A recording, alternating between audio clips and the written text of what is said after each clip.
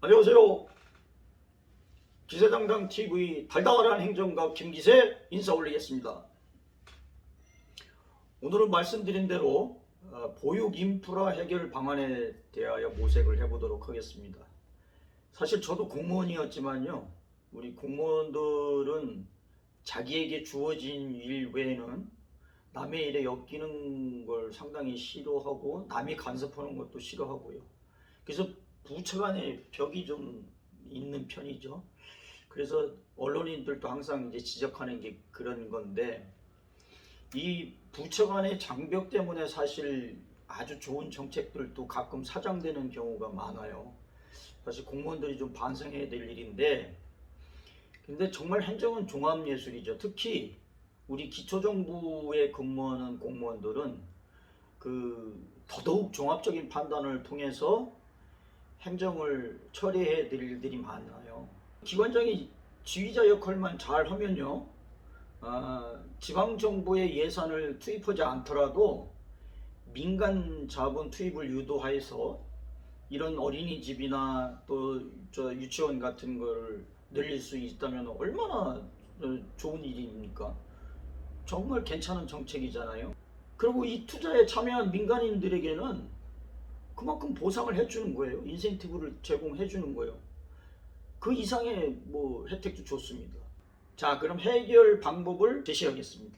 현행 영유아 보육법 제14조에 의하면 상시 근로자 500명 이상이거나 여성 근로자 300명 이상일 경우에는 사내에 보육시설을 설치를 하도록 돼 있죠. 그래서 대기업은 별 문제가 없어요. 하지만 그 중소기업들이 문제인 거죠. 그 중소기업에 근무하는 근로자들이 문제인 거죠. 과천의 지식정보타운 예를 한번 들어보겠습니다. 과천 지식정보타운에는요, 앞으로 한 300여 개의 기업이 들어설 예정이고 32,000명 정도의 근로자들이 근무할 예정인데, 이 중에서 그 앞에서 말씀드린 500명 이상의 상시 근로자, 소위 대기업 정도에 해당하는 기업이 10개 이하예요. 그럼 97, 8%는 다 소기업, 중소기업들이기 때문에 보육시설을 구비할 수가 없는 거죠. 그러니까 특히 또 과천같이 땅 한 평에 수천만 원씩 하는 데에는 그 건물주한테 보육시설을 확보하세요라고 하는 것도 사실 큰 부담을 주는 거 아닙니까? 그래서 이 달달한 행정가 김기세가 해결 방법을 제시하겠습니다.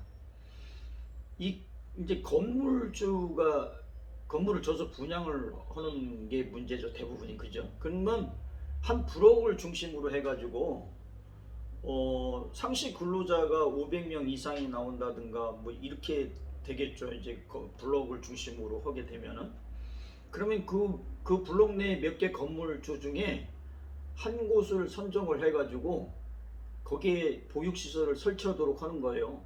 그러면서 그 건물주에게는 용적률에서 빼주고, 또 거기에 충고 제한이 만약에 된다면 그것도 제외시켜주고, 그러면서 취득세, 등록세, 소득세, 또 각종 그 건물의 그 보육시설로 인해 발생되는 각종 세금을 다 감면을 해주는 겁니다.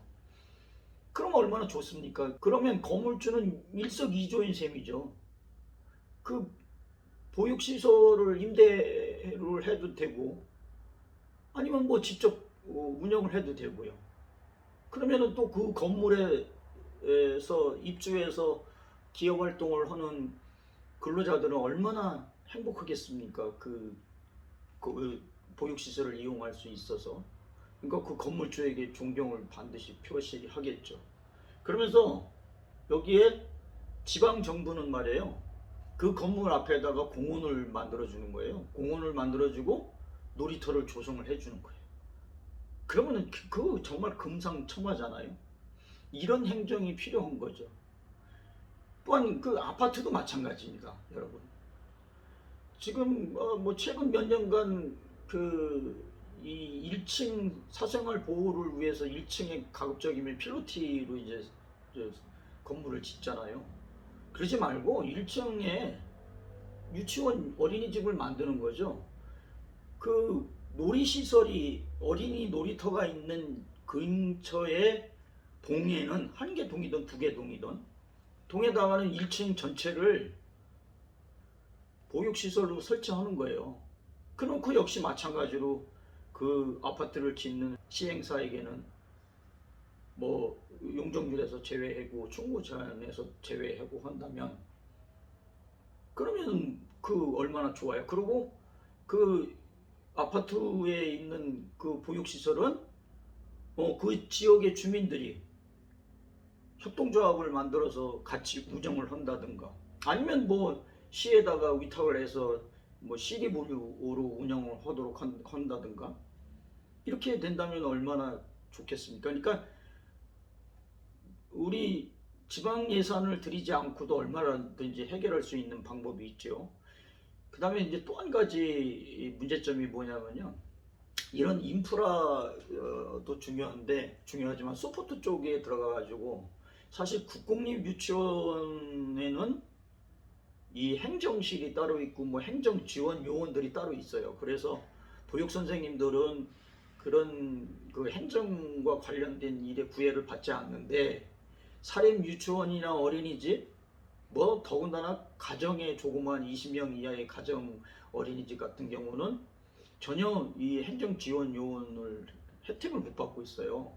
그러니까 이런 그 사립 유치원 어린이집에다가 일정 규모로 엮어가지고 행정 지원을 해주는 거예요. 뭐 가정집에서 20명 이하의 경우에는 뭐 서너 집 정도 묶어서 행정 요원을 지원해 주는 거죠.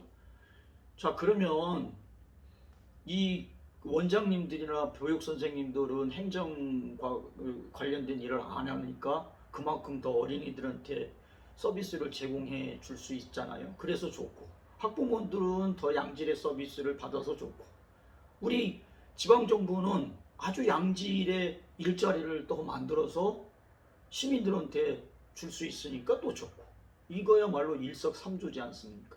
이런 행정들이 필요하다고 봐요. 그래서 이런 종합행정은 이 보육부서 하나만 갖고는 또 안 되죠.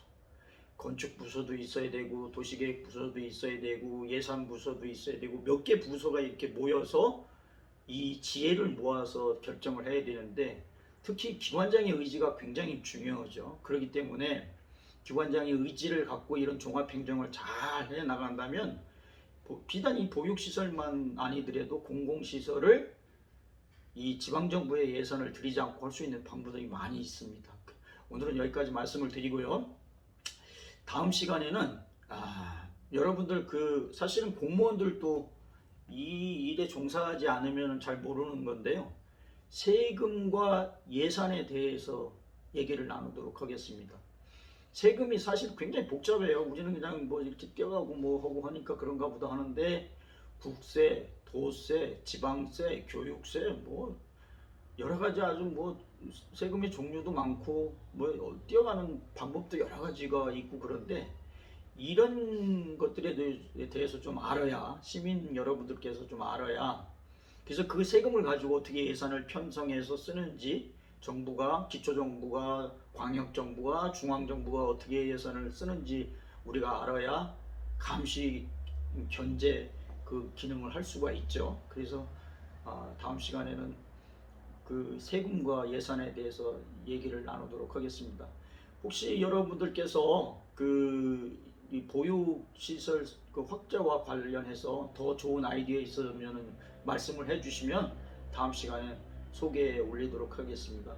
오늘 좀 시간이 좀 오래 갔는데요. 양해 말씀을 구합니다. 이게 좀 보육 문제라서 제가 좀 길게 말씀을 드렸고 또 한 가지 양해를 구할까 제 목소리가 조금 같지요. 양해해 주시면 고맙겠습니다. 오늘 기사장당 TV는 여기까지 하고요. 다음 시간에 뵙도록 하겠습니다. 지금까지 달달한 행정가 김기세였습니다. 감사합니다. 건강 챙기시기 바랍니다.